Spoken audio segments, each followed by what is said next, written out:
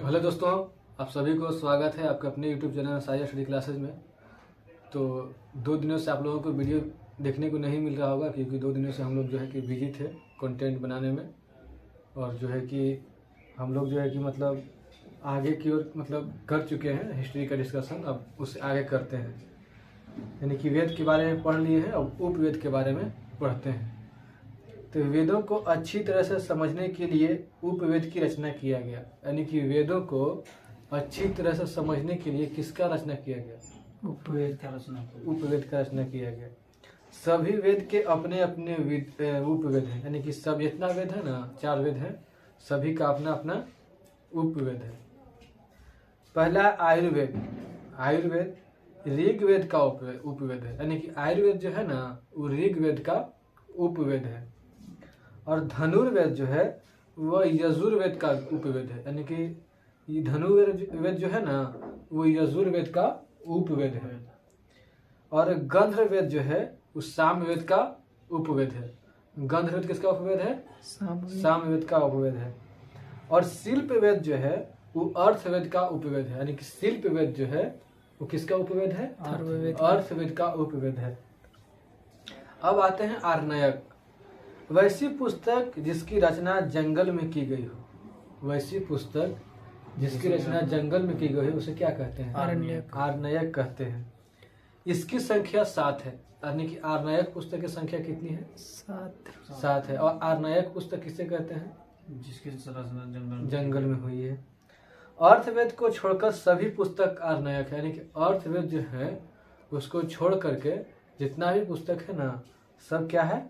आर्णयक है। यानी कि किसको छोड़ करके? अर्थवेद को छोड़ करके। अब आते हैं वेदांग के बारे में पढ़ते हैं। किसके बारे में पढ़ते हैं? वेदांग के बारे में। वेदों को भली भांति समझने के लिए वेदांग की रचना की गई है। यानी कि वेदों को समझने के लिए किसकी रचना की गई है? वेदांग की रचना की। भली भांति अच्छी तरीके से समझने के लिए। तो वेदांग की संख्या 6 है। वेदांग की संख्या कितनी है? वेदांग की संख्या 6 है। और आर्णयक की संख्या 7। आर्णयक की संख्या 7 है और वेदांग की संख्या 6 है। इसका ट्रिक है व्याजो निशिकच। व्याजो निशिकच यानी कि व्याकरण, ज्योतिष, निरुक्त, शिक्षा, कल्प और छंद।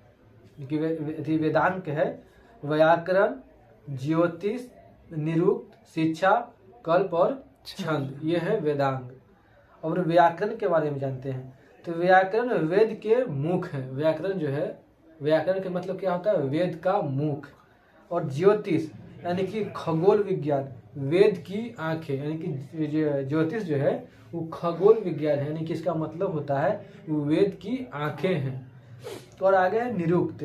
तो निरुक्त है शास्त्र। निरुक्त शास्त्र है यानी कि वेदों का कान है। वेदों का कान है। और आगे है शिक्षा।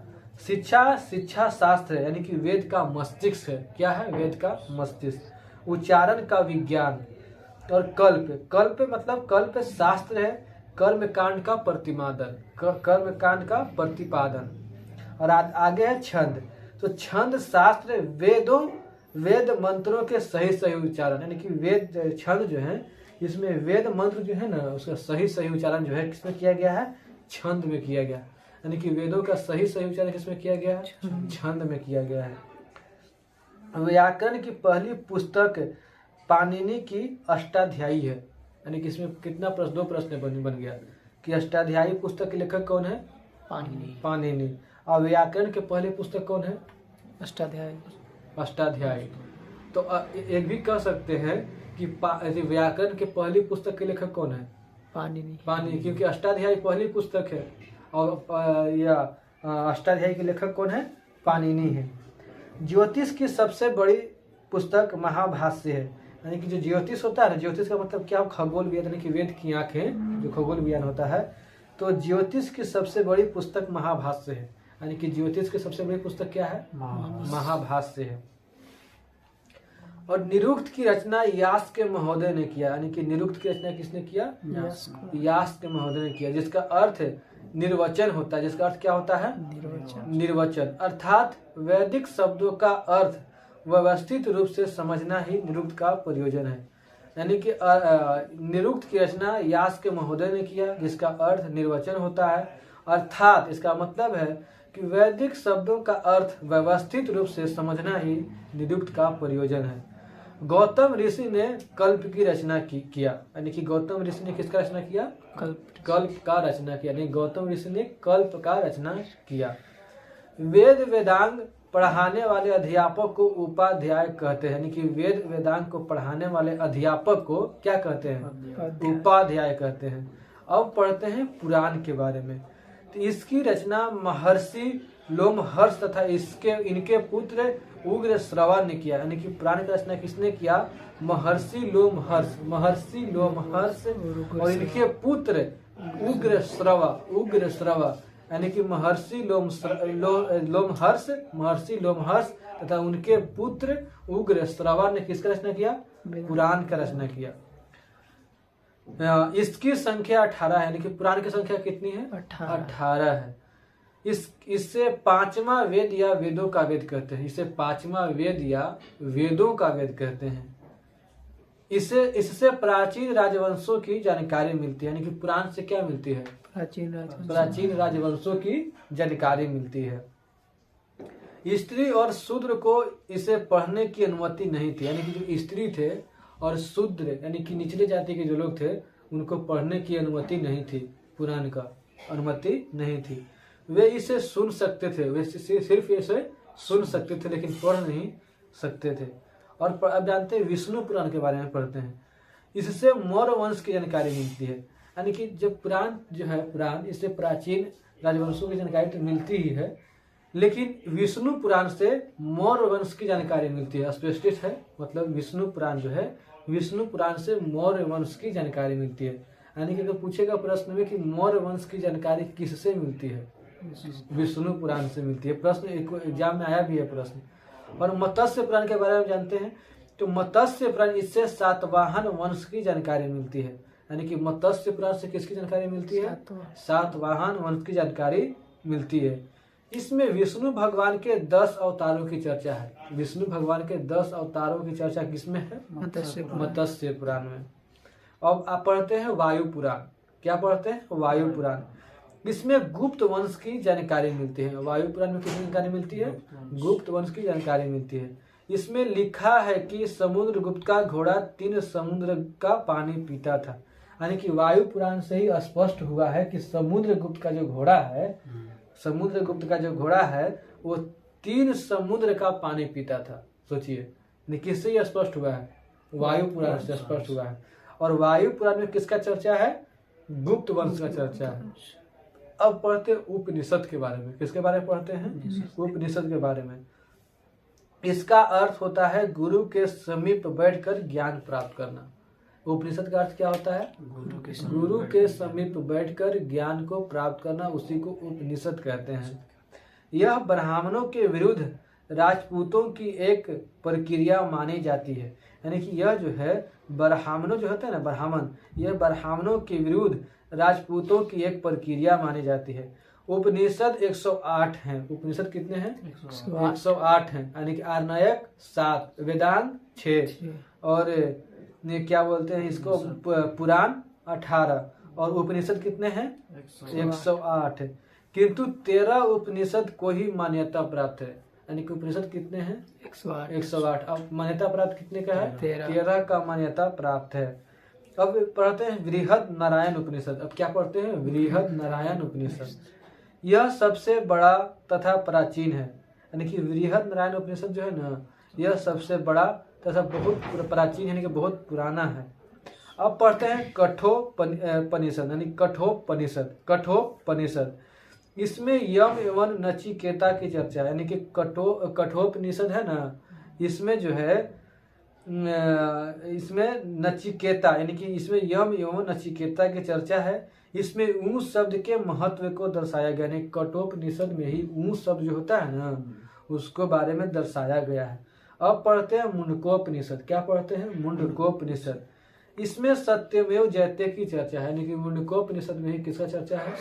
सत्यमेव जयते की चर्चा है। बहुत महत्वपूर्ण है, आने वाले प्रश्नों में आ सकता है। अब पढ़ते हैं श्वेतास्वरूपनिषद, श्वेतास्वरूपनिषद। इसमें सत्यम शिवम और सुंदरम की चर्चा है। वो होता है ना सत्यम शिवम सुंदरम, उसकी चर्चा श्वेतास्वरूपनिषद में सत्यम शिवम और सुंदरम की चर्चा है। मतलब टेढ़ा नाम है श्वेतास्वरूपनिषद, श्वेतास्वरूपनिषद। श्वेतास्वरूपनिषद में सत्य क्या होता है, सत्यम शिवम और सुंदरम की चर्चा है। अब पढ़ते हैं जबालोपनिषद। क्या पढ़ते हैं? जबालोपनिषद। इसमें ब्रह्मा विष्णु और महेश अर्थात त्रिमूर्ति की चर्चा है। यानी कि जबालोपनिषद जो है ना, इसमें ब्रह्मा विष्णु और महेश के अर्थात त्रिमूर्ति की चर्चा है। सर्वप्रथम 4 आश्रमों के बारे में उल्लेख इसी उपनिषद में किया गया है। यानी कि सर्वप्रथम 4 आश्रमों के बारे में उल्लेख किसमें किया गया है? जबालोपनिषद में, ठीक है, किया गया है। अब पढ़ते हैं अलोपनिषद। यह सबसे बाद का उपनिषद है। यानी कि अलोपनिषद जो है ना, ये सबसे बाद का उपनिषद है और इसकी रचना अकबर की काल में हुई थी।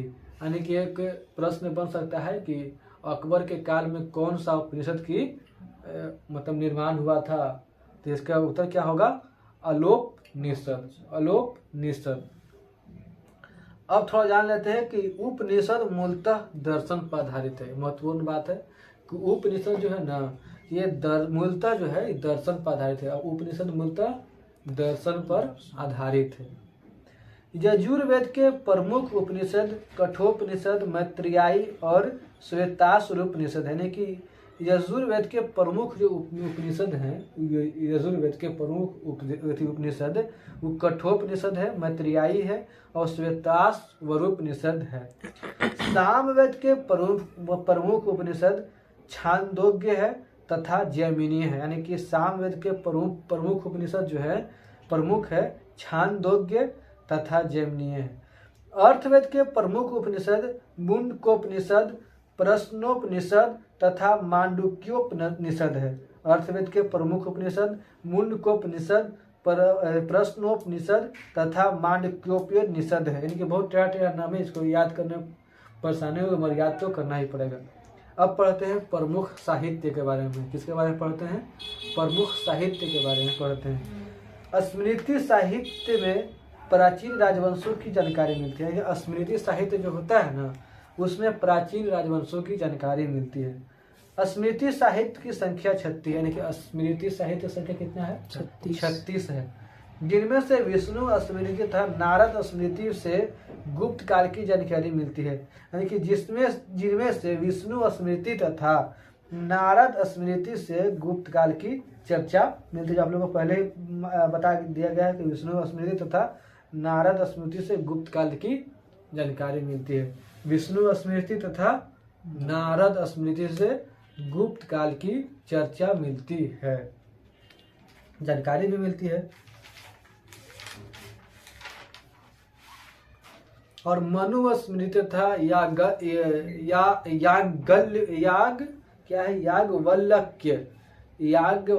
यानी कि मनु स्मृति तथा याज्ञवल्क्य स्मृति से मौर्य काल की जानकारी मिलती है। यानी कि मनु स्मृति तथा याज्ञवल्क्य स्मृति से मौर्य काल की जानकारी मिलती है, ठीक है। और याज्ञवल्क्य स्मृति में जुआ खेलने को उचित बताया गया है। यानी कि याज्ञवल्क्य जो है, याज्ञवल्क्य स्मृति में जुआ खेलने को क्या बताया गया है? उचित बताया गया है। मनु स्मृति को धर्म शास्त्र कहते हैं। यानी कि मनु स्मृति क्या कहते हैं? धर्म शास्त्र कहते हैं। इसमें ऊंची जाति को वरीयता दी गई है तथा दलित तथा महिला को नीचे दिखाया गया है। यानी कि मनु स्मृति को क्या माना जाता है? धर्म शास्त्र माना जाता है। इसमें जो है कि ऊंची जाति को वरीयता दिखाया गया है और दलित और महिला को नीचे दिखाया गया। किसमें दिखाया गया है? मनु स्मृति में। इसमें विवाह के लिए पुरुष की आयु 25 वर्ष तथा लड़की की आयु 12 वर्ष बताया गया है। सोचो कि मनु स्मृति में विवाह की पुरुष की आयु 25 वर्ष तथा महिला लड़की की आयु 12 वर्ष बताई गई है। इसमें 8 प्रकार के विवाह की चर्चा है। यानी कि मनु स्मृति में कितने प्रकार की विवाह की चर्चा है? 8 प्रकार की विवाह की चर्चा है। संस्कार की संख्या 16 होती है। किसमें बताया गया है? मनुस्मृति। मनुस्मृति में बताया गया है। गर्भाधान प्रथम संस्कार होता है, गर्भाधान जो होता है वो प्रथम संस्कार होता है। अंत्योष्टि यानी कि दाह संस्कार अंतिम संस्कार होता है। गर्भाधान जो होता है वो प्रथम संस्कार होता है और अंत्योष्टि यानी कि दाह संस्कार वो अंतिम संस्कार होता है। ठीक है, तो ठीक है दोस्तों, आज के लिए इतना ही रहने देते हैं और फिर मिलते हैं कल यानी कि नेक्स्ट वीडियो में, और कल से पढ़ेंगे महाकाव्य। तो आज के लिए इतना ही रहने देते हैं, मिलते हैं नेक्स्ट क्लास में। तब तक के लिए जय हिंद। तैयारी को मजबूत कीजिए। धन्यवाद।